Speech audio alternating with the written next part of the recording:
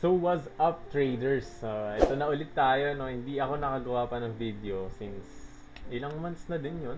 Ang tagal-tagal na din yung nakalipas pero ngayon lang ulit ako nakagawa. And as per the survey na kinonduct ko dun sa aking TikTok account, if na-visit mo man yun, mostly, ayun, nag-conduct kasi ako ng survey doon asking if gusto nila ng video about trading process, journaling, ganon.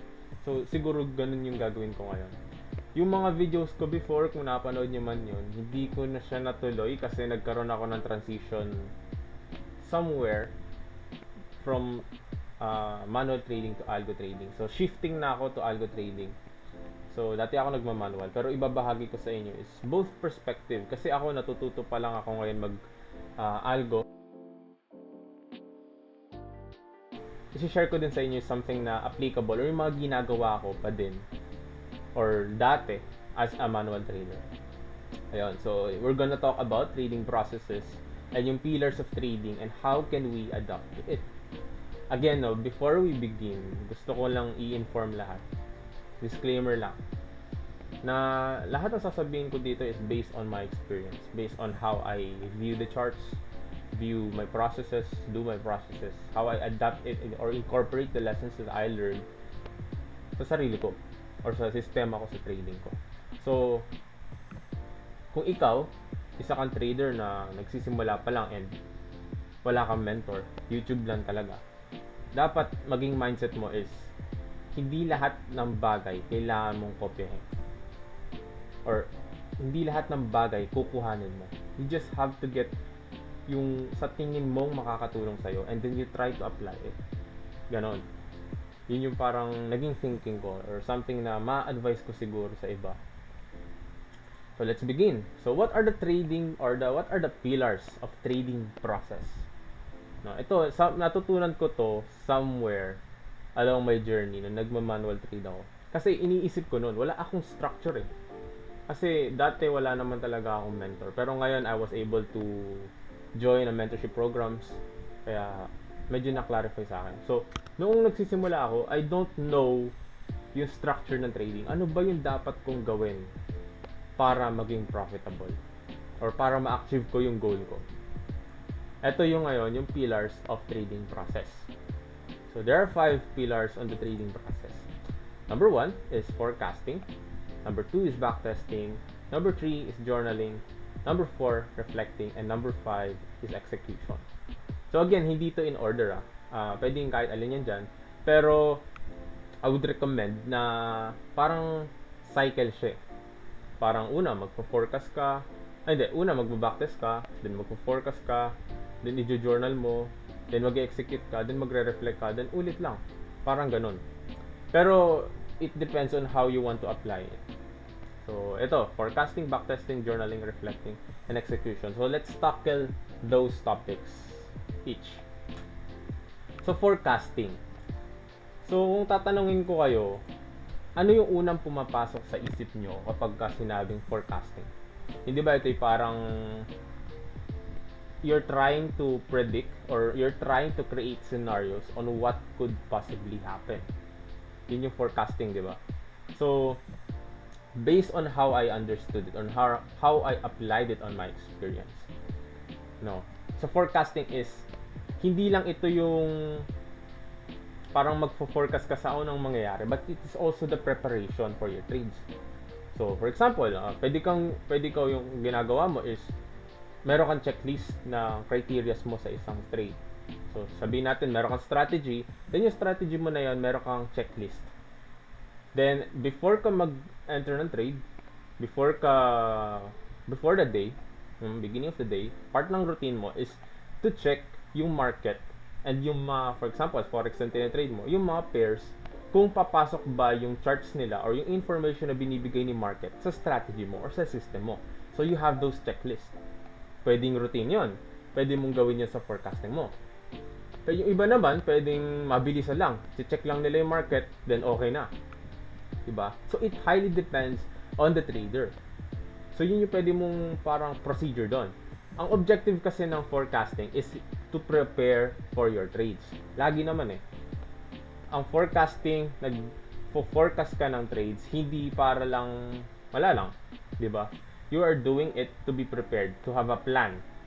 No? And when you make a plan, you create different scenarios. Yun yung parang pinaka-procedure ng or pinaka dapat mong mag-goal or ma-achieve sa forecasting makapag-generate ka ng mga scenarios, ng mga approach or kung ano yung pwede mong gawin when certain scenario happen. Sabihin natin, sa isang pair, meron kang 4 na scenario. Meron dun sinasabi sa scenario mo na bullish, iba naman bearish. Tapos meron naman dun intraday potential opportunity na trade. O iba naman, do nothing. Basta ang goal mo is mag-come up ka sa possible scenarios. Hindi mo naman need na ma-forecast yung talagang mangyayari. Kasi wala naman gano'n. We cannot predict the market, diba? So, ako, ginawa ko nun is nagka-create ako ng mga scenarios sa kung anong pwedeng gawin ni price. And then, I create parang reaction, initial reaction or parang ano yung gagawin ko once that scenario happen. Will I buy? Will I sell? Or will I do nothing? Magwe-wait lang ba ako? Diba? Kasi ang mga nakikita ng iba or yung ginagawa ng iba is inaalis nila yung do nothing. Gusto nila mag-trade sila. Kapag nag-forecast sila, may trade dapat sila. Hindi naman laging ganon. Kasi part pa rin ng process ang pag-wait na mag-materialize yung mga trades mo. So, in terms of routine naman, pwedeng ginagawa mo yung forecasting mo before sa beginning ng week. Sabihin natin, Sunday ka nagpo-forecast. No? Then, pwede din naman yung iba, beginning ng araw na yon. Tsaka lang sila nagpo-forecast. Pero ang isa pang common na misconception, sa tingin ko na napapansin ko is that pag sinabing forecasting, maraming inaakala, sa simula lang yon. Hindi dapat gano'n, pero dapat pati rin sa end. So, may kinalaman na din yun sa reflection, pero you're not just preparing or you're not just planning for what will happen sa next few days. But you also try to assess what happened kapag natapos na yung mga plans mo na yon. Ano yung adjustments mo after a week, after a day, diba? Kasi imposible or hindi mo pwedeng ipilit kay market na ito yung gusto ko mangyari, ito lang dapat. Ganon. Hindi pwede yun. There's a very thin line between discipline and arrogance. So, pag sinabi kong ganon is discipline sa pagsunod na parang sasabihin mo kapag nangyari to, tsaka ako lang gagawin to. And yung arrogance naman is dapat gawin to ni market regardless. Diba? Market is not within our control. What will happen to the market is not within our control. What's within our control is yung reaction natin. How do we react when market do something? Parang ganun. And then, in terms of adapting, how do you try to incorporate it to yourself? Kasi, I'm assuming na iba-ibang klaseng trader yung nakikinig sa video na to. If mapanood mo man to. Hindi tayo magkakaparehas ng trading style. Hindi tayo magkakaparehas ng schedule and priorities sa life natin or sa kung ano man. So, paano mo maggagawa pa rin yung forecasting effectively and efficient nang hindi parang kinokopya lang yung ibang traders kung paano nila ginagawa yun. Kasi kailangan mo siyang i-design depending sa sarili mo. Sa profile mo, sa schedule mo, sa work mo, sa school, or whatsoever, sa mga bagay na ginagawa mo outside trading. Paano ka magiging effective out of those things? For example, sa akin, ako, dati, ginagawa ko, every beginning of the week, Sunday, gabi, nag-forecast ako sa mga pairs. Actually, isang pair lang yung tinitingnan ko lagi. So, isa lang din yung pinaplanuhan ko. And then, ina-update ko yung daily. Kung ano ba yung balita, kung nangyari ba yung plan, nagmaterialize na ba yung trade? Yung ganun. So, it's about not just preparing, but also being able to adapt. Ganon. Sa forecasting. Tsaka sa profile kasi, hindi mo pwedeng sabihin sa day trader na, sa weekly ka mag-base ng forecasting mo. Diba? Kasi day trader, they trade on a daily basis. I mean, parang short term sila kumpara sa swing trader. So kung swing trader ka, mas better if weekly ka nagkakaroon ng forecasting and then ina-update mo yon every day. Tinitignan mo lang siya every day, hindi yung parang may lagi kang bagong plan every day, kagaya ng sa mga day traders. So ganun siya sa forecasting. I hope you are getting my point. Basta ang forecasting is something na to prepare you for a trade. Next is backtesting. So pag sinabing backtesting, eto maraming traders ang hindi nagba-backtest and I'm guilty doon. Noon. Guilty ako dyan noon. Pero natutuwa ako kasi sa backtesting kasi ito yung parang practice eh. Kunyari, sa kang basketball player, i-compare natin ang basketball sa trading. Basketball player ka and then paano ka gagaling sa basketball? 'Di ba? Kailangan mo mag-practice. Ganun din sa backtesting. As a trader, ito yung practice ground natin. No? Kung gusto mong matuto ng trading or ng strategies sa trades, kung makita kung effective ba sila, ito yung parang pwede mong gawin. Mag-backtest ka. May kasabihan nga kami dun eh. Parang kung naku-curious ka, kung hindi mo alam kung ano yung sagot, i-backtest mo. Parang ganun. Kasi, dyan mo malalaman eh, without having any risk, monetary risk. Diba? So, backtesting, ang purpose niyan is to improve yung strategy mo. Pero pwede din maging purpose niyan is to improve your confidence sa strategy mo. Para masanay ka, para magamay mo yung merkado na tinatry mo. Pwede din sa backtesting, objective mo is malaman yung nature or yung characteristics ng isang pair. No, kasi iba-iba yung behavior ng isang pair. For example, si Euro USD is, sabihin natin, mabagal siya, tapos si ganito, mabilis, ganon. And then sa objective naman is, you backtest with the objective to adapt to change. So, actually dalawa yan. Adapt to change and mastery. Hindi ko lang nalagay yung mastery. Pero, ito yung mahirap eh. Kailangan matuto ka na maging consistent while at the same time adapting to change. So how do you do that? Diba? How do you try to be consistent while at the same time adapt to new things? Something to think about yan para sa inyo. Now, sa routine naman is nakabase yan depending sa trader. Backtesting is a very complex aspect of trading process para sa akin. And sa sarili ko, meron akong sariling procedures dyan. Meron akong sariling processes na ginagawa dyan. May mga certain stages yan para sa akin. And siguro, no, if ever, makagawa din ng separate videos specifically for backtesting, yung process ko kung paano ako nagba-backtest before. Kasi ngayon, mas madali na sa akin yung mag-backtest. Mas madali na siya kasi natutunan ko yung algo trading. And nag-a-adapt na ako sa mga new ways approach para mas mapabilis ko yung procedures ko and makapag-adapt sa schedule ko. Kasi I've been very busy lately and I have no time to trade. I have no time to do the things that I used to do sa trading. So I need to create or to think a way paano ko makaka-adapt, paano pa rin ako makapag-trade, magagawa yung procedure sa trades sa limited time lang, diba? Yun yung parang dapat mong pag-isipan. I-design mo yun eh. Dapat mong i-design yung processes mo, systems mo, sa trading mo, depende sa'yo. Sa profile mo as a trader, sa schedule mo, and sa priorities mo. Ganon. So, sa backtesting again, ang pinaka-ano kasi ng backtesting, ang dami nag-aakala na, mag-gather ka lang ng charts dyan, ganon. Hindi. You have to also observe the numbers, yung data. Kasi although hindi ko alam, maraming process ng pagba-backtest. Pero ako kasi nakasanayan ko na kapag nag-backtest ako, dapat para siyang trading talaga. Para ka talagang nagte-trade. Kunyari, sa replay button, ganun. Magre-replay button ako sa certain year and then tatry ko siyang i-approach with the strategy na gusto kong i-test.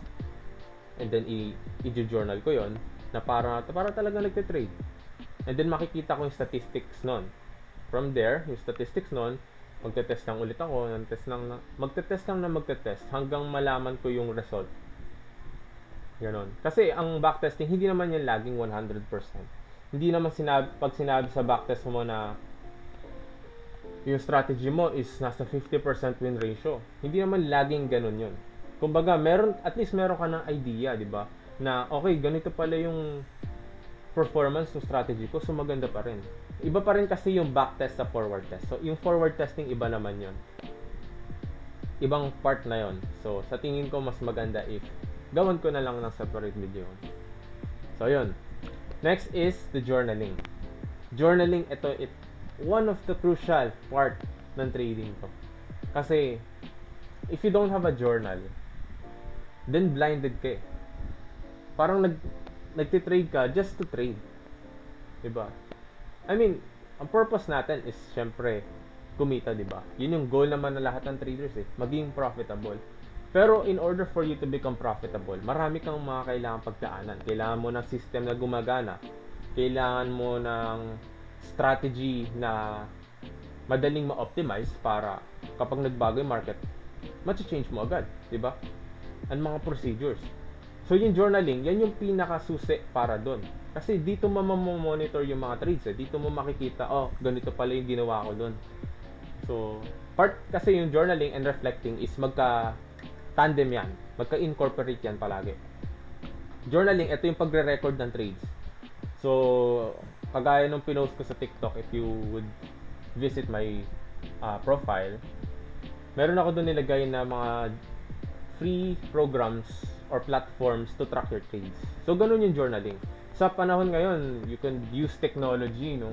Na automated na siya. So, pag nag-trade ka, mare-record na agad, tapos makikita mo na yung statistics doon. Which is very, parang mas madali siya. Mas madali siya kumpara sa manual journaling. Pero iba pa rin pag manual journaling. You could also use Excel. Sa purpose nito, yun nga, to track your and know your stats. An objective is to generate feedback for improvements. Very important. Feedback as a trader, dapat open ka dyan. Kapag yung trade mo is puro losing, dapat open ka pa rin dun. Kasi feedback pa rin yun eh. Panalo, talo, break even, walang trade. Feedback, pa rin yun? Maganda pa rin yun para ilagay sa journaling mo. Feedback pa rin siya. Bakit nangyari itong ganito? Doon mo na yun, papasok yung reflection. Pero mamaya natin i-discuss yun. Now, sa routine, nakadepende ulit yan sa trader. Bakit nakadepende sa trader? Kasi kung swing trader ka, mas konti yung trades mo kumpara sa mga nag-i-intraday, sa mga nag-day trade. So, yung journaling mo, mas konti within a week. Diba? So, i-design mo yun, depende sa profile mo. I-design mo yun, depende sa schedule mo and sa preference mo. Kasi iba, mas gusto nila yung journaling nila is automated. Iba naman, mas gusto nila yung manual. So, through Excel. Diba? So, ikaw na bahala kung paano mo gagawin yon o i-design yon sa'yo. Next is reflecting. So, reflecting is tandem yan ni journaling. Bakit? Ang reflecting kasi, dito mo ngayon i-assess yung mga nag-gather mo na data from reflecting. And backtest na din. So, paano yun? Ang purpose ng reflecting is to dig deep on your trades. Kasi kung na-encounter nyo na to, may mga trades tayo na parang pag binalikan natin, alam mo yung mapapasabi ka na, bakit ko tinake yun? Bakit ko ginawa yun? Bakit ko ganito? Ganon. Diba? Hindi ka sure. Yun yung purpose ng reflecting. You are trying to reflect. Naging emotional ba ako during that time? Am I objective during that time? Or nag-greedy lang ba ako noon kaya ako nag-take ng trade? So, dun mo ma-assess yun eh. Dun mo din, so kanyari sa backtesting naman, ma-assess mo yung statistics mo. Parang, okay, sinasabi sa backtest ko na meron akong 50% win ratio, pero bakit sinasabi sa real or live account ko na meron lang 40%? Saan dun yung mali? Pwede siguro dahil sa most of the time may kinalaman na emotions. Ganun. So, kung ikaw naman is algo trader, kagaya ko na nag-shift na doon, reflecting more on sa statistics ng backtest and sa live trades. So, parang, okay, bakit ganito yung numbers. Anong sinasabi ng numbers na to? Pagka ba ginawa ko to, pwede mag-improve yung numbers ko. Parang ganun. And then, yun, ang pinaka-objective is to understand why you did what you did. Bakit ko nga ba ginawa yun? What happened? What went wrong? What went right? What can I improve? Mag-focus na kayo dun sa tatlo na yun, and sobrang laking bagay na sa reflecting nun, sa trading nyo. What went right, what went wrong, and what can I improve? Yun lang. So, pwedeng nakadepende ulit yan in terms of routine, nakadepende yan sa'yo. Pwedeng per trade mo ginagawa yun. Pwedeng every week ka lang nagre-reflect kasi konti lang din naman yung mga trades mo within the week. So, depende yan sa'yo, sa routine mo, sa profile mo, and sa preference mo. So, I'm not trying to give you here a complete structure, no? Ang binibigay ko sa inyo dito is, or ang sinishare ko sa inyo dito is, concepts, yung mga bagay na natutunan ko before, and yung things na sa tingin ko na makakatulong sa lahat. Kasi maraming traders yung parang walang structure, kagaya ko. And sobrang hirap mag-trade ng walang structure.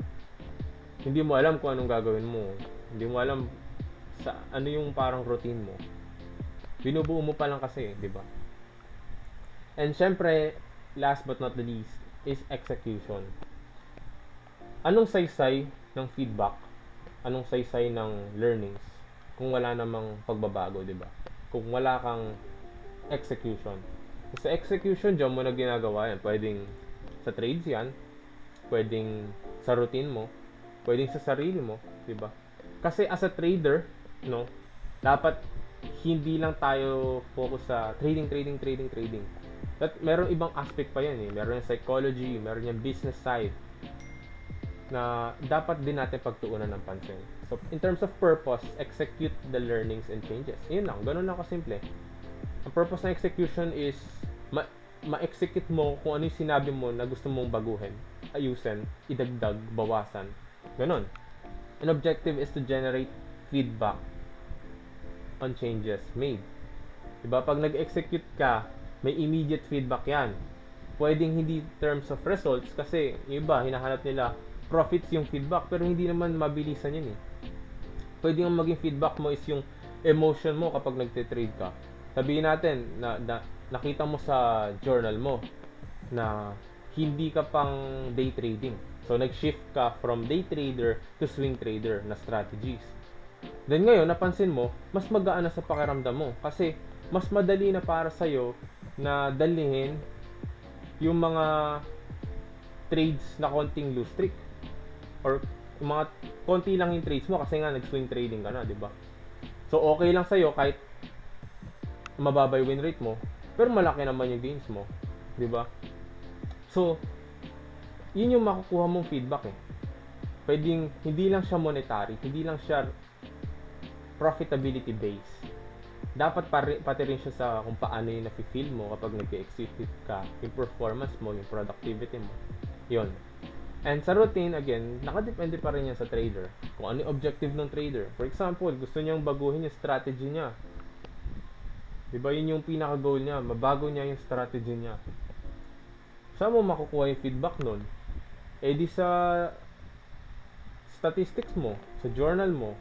Ano ba yung sinasabi ng statistic mo? Sa backtest mo, pwede mo din makuha yun dun. Sinasabi ba na nung nagbago ka ba ng strategy, mas naging maganda ba yung win ratio mo? Or mababa man yung win rate pero maganda naman yung risk reward. Ganon. So you just try to question things. Constant process siya eh. Hindi siya parang pag nagawa mo tapos na. Lagi siyang paulit lang ng paulit. Kaya siya nga trading pillars kasi parang ito yung foundations na sa tingin ko ay dapat lahat ng traders is ginagawa. Mapa-algo trader man yan o kaya naman manual traders. And next is yun, adapting. In order for you to adapt, no, is you have to design it again sa kung ano man yung tinatry mong i-achieve. Kagaya ko, currently, I'm shifting from manual trading to algo trading. So, how do I execute it? How do I gather data? Paano ko babaguhin yung buong sistema ko na ginagawa ko sa manual trading para ma-incorporate ko siya sa algo trading. Kasi algo trading is different. It's very different. Hindi naman sobra, pero may difference. Makikita mo yung difference from manual to algo. Especially in terms of emotions. Kasi hindi na ikaw yung nag-execute eh. May nag-execute na para sa'yo, which is yung algorithm mo. Diba? So, ako, tinatry ko siyang i-design in a way na magiging productive ako in a very short period of time. So, yun yung goal ko. So, ikaw, kung tatanungin kita, ano yung goal mo? Diba? Ano yung gusto mong ma-achieve? How will you incorporate these learnings sa trading mo? Paano mo ma-incorporate yung mga bagay na to, yung 5 pillars na to, para ma-develop yung trading mo? So, if meron kang idea, you can comment down below, no? Para malaman namin, makapag-share tayo. Kasi ang goal ko sa YouTube channel na to is hindi naman magturo eh. I mean, just to share my experience, to build a community na open sa learning. Community na open sa insights. Kasi lahat tayo magkakaiba ng strategies, profile. Pero we can all learn from each other. Especially sa process na ginagawa natin. And how we can capitalize on those learnings para maging profitable tayo sa trading. And ayun, so far, marami akong gustong magawang video. Pero oras lang talaga ang pinaproblema ko. Pero ayan, gagawa tayo ng more videos soon. Hindi ko lang alam kung when, pero soon. Hoping na makagawa tayo kaagad. Ayan, thank you guys for listening. See you next video.